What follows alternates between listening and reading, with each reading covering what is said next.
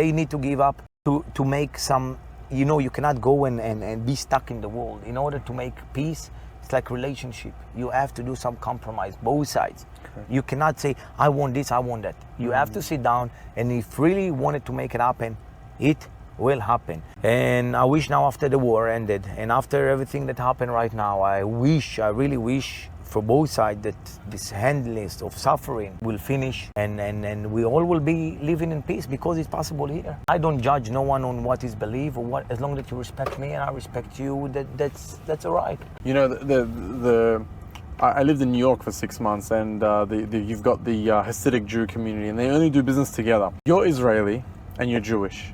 Have you ever been scammed by an Israeli Jewish person? Yes, I did, of course. Good people there is everywhere, and bad people there is everywhere. It doesn't turn or determine the religion of the person. It could be a Jew, it could be a Muslim, it could be a Christian, it could be a Buddhist. Doesn't really matter. If a person he have bad things, so it's a bad thing. Yeah, I did. My manager was Jewish, Israeli, French, and he scammed me up because he saw an opportunity and he could. So he did. People, money change people, and when it's big money, so people sometimes overpass, a lot of things, so yeah. Yeah, I wanted to ask that question because I saw the Hasidic Jew community in New York, in Brooklyn specifically. Have you been? Yes, it's called Chabad.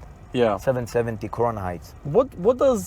What does Israel think of the Hasidic Jewish people in New York? First of all, my family originally are like Hasidic, like my parents, my father I grew up like this. I study only Bible and everything. Those are like the original Jews. This is the way we should be. Because I've heard Jewish people in Israel don't accept the Hasidics. No, okay, there is some Hasidics that are extreme, like Satmar, that they don't believe in the Zionism thing. They thinking the state of Israel should be like Iran, like an Orthodox country that has to be keeping like the rules of the Torah. Not like Israel. It's a country that gays is allowed. We have in the parliament, everything is allowed, and it's like this is not the way they portray the real Jewish. So they are against the country. Those are very small sect, which are very extreme. But in general, we have about 2 million Hasidic Jews in general worldwide, and they are same as us. They don't serve in the military. They live in their own life. They have their own cities. I came from one of those cities, and yeah, it's like very back in time, like the proper Jews. And my parents and my family are like this. They married with matchmaking. It's Sabbath, they don't work. There is no TV in the house. Women not allowed to touch, only after marriage. Not allowed to show fiction in public. Women have to cover themselves up. Shave the head. No. They wear a wig. It's because the hair should be covered. So they find. I thought they shave and then they put a wig. No. Those are extreme. No. My mom, for example, she have a normal hair, but she wear a wig. Like you need to cover. But only sex on Friday. No, not necessarily, because no, it's allowed because we saying when the woman has a period, so 2 weeks you should not touch, and 2 weeks you can. So it's keeping the marriage. So it's not like that. But normally Friday is like a time, it's Shabbat for us, it's like a relaxing. By the way, it's a Jewish invention. All of the Sundays and everything is coming from the Shabbat. So you have one day you should not do any work and only time for the family. And it's a good time apparently for having sex, I guess.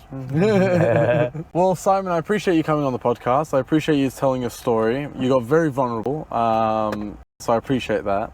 Thank you. I've seen your interviews. I haven't seen you get vulnerable. I don't know, man. I think it's just the day, and maybe I shouldn't do it today. But no, it was perfect. Because people want to see different sides to you. I really believe your story. I really believe that they did a hit piece on you after speaking to you. And